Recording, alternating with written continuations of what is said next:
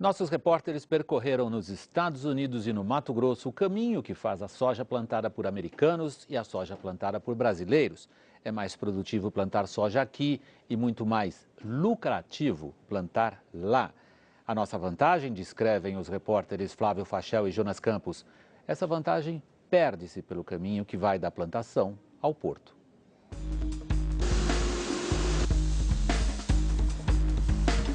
A mercadoria é a mesma. Esta soja foi plantada numa fazenda em Nova Ubiratã, norte do Mato Grosso. E esta na fazenda do Seu Cal, no estado americano de Illinois. As duas valem a mesma coisa, hoje $480 a tonelada. Mas a que saiu dos Estados Unidos tem um lucro maior para o Seu Cal do que a brasileira deixa no bolso do fazendeiro do Mato Grosso. E o surpreendente, é mais barato plantar soja no Brasil do que nos Estados Unidos. O que faz o negócio se tornar mais lucrativo para os americanos é o que chamamos de custo Brasil. O Jornal da Globo visitou fazendas aqui e nos Estados Unidos para acompanhar as diferenças no transporte nos dois países. Em Nova Ubiratã, Mato Grosso, a fazenda Joanildes trabalha num ritmo espantoso. 9 máquinas e 15 funcionários plantam soja e milho o ano inteiro nos 7.200 hectares de terra.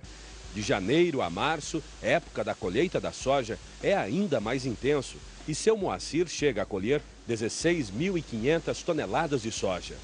Graças à produção em fazendas como esta, uma área plantada no Brasil produz 11% mais do que uma do mesmo tamanho nos Estados Unidos. Uma produção que, às vezes, ultrapassa a própria capacidade de armazenamento. O que acontece aqui é um exemplo das dificuldades enfrentadas pelo setor. Os 2 silos de armazenagem de grãos estão lotados. Sem espaço para guardar a safra, o produtor foi obrigado a deixar os grãos aqui mesmo, do lado de fora, a céu aberto. Na fazenda do Seu Carl, em Greenville, Illinois, a operação é bem parecida com a brasileira. Os custos são controlados com mão de ferro. Só quem trabalha é o Carl e o filho dele, o Jerry. E esse caminhão aí não faz longas viagens, não. Essa soja vai daqui até um silo que fica bem pertinho. Depois, não tem mais caminhão no transporte. O comum mesmo é gastar só 40 minutos até o que eles chamam de elevador. Esses terminais aí montados na beira dos rios, que recebem grãos de caminhões e de trens. Todos os dias, dezenas de balsas são cheias com toneladas de soja. Chegou a hora do capitão avisar. Está tudo pronto para a partida. We're ready to go. A soja colhida em Nova Ubiratã vai até Sorriso em caminhões de transporte local.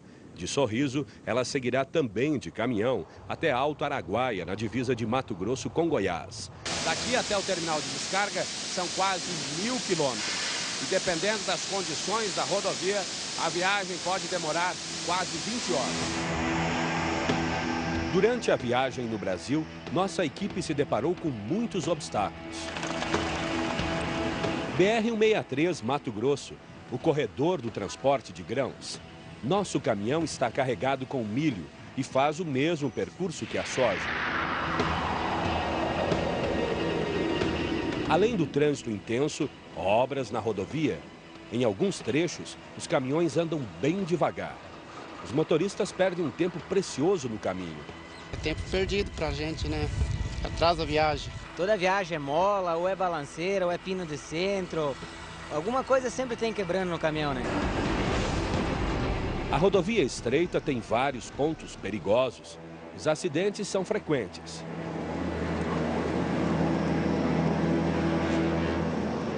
Aqui em Mato Grosso, o trânsito de caminhões é intenso nas rodovias durante todo o dia, principalmente nas regiões das áreas produtoras de grãos. Por isso, alguns motoristas preferem andar à noite para fugir dos congestionamentos. Viajar à noite, os cuidados têm que ser dobrados, né?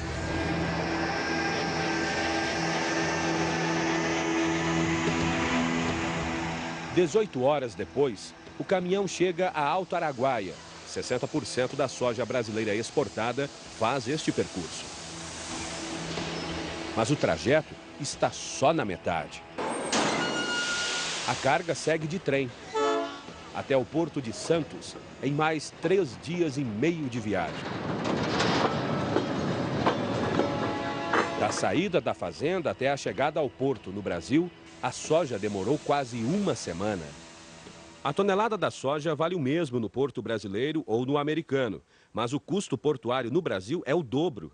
O de transporte de grãos é 7 vezes maior no Brasil.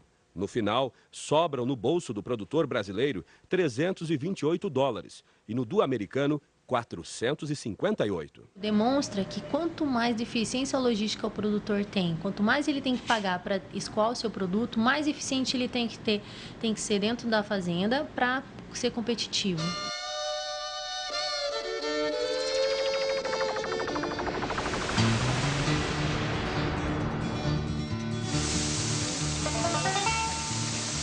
Jerry, que trabalha na fazenda do pai no centro-oeste dos Estados Unidos, diz que a produtividade brasileira chama a atenção dos americanos. Ele fala que todas as manhãs tenta reunir o máximo de informações sobre as condições climáticas e o crescimento da lavoura no Mato Grosso. E também que nos últimos 15 anos, fazendeiros daqui têm viajado até o Brasil para tentar entender por que a produção brasileira é tão boa. E ele ainda diz que alguns estão até investindo em terras brasileiras. Há 80 anos que os Estados Unidos usam os rios para transportar os grãos que produzem. Isso faz toda a diferença na hora do preço final do produto. Nesse lugar, existem 30 balsas repletas de soja que vão levar 5 dias para chegar no Golfo do México. Pela estrada, é bem mais rápido, só 2 dias, mas seriam necessários pelo menos 2.000 caminhões para fazer o serviço. A soja do seu Carl percorre apenas 1h30 de caminhão de Greenville, no estado de Illinois, até St. Louis, no Missouri. De lá, segue de barca e atravessa meio país. São mais de 1.000 quilômetros até o porto de New Orleans, no Golfo do México.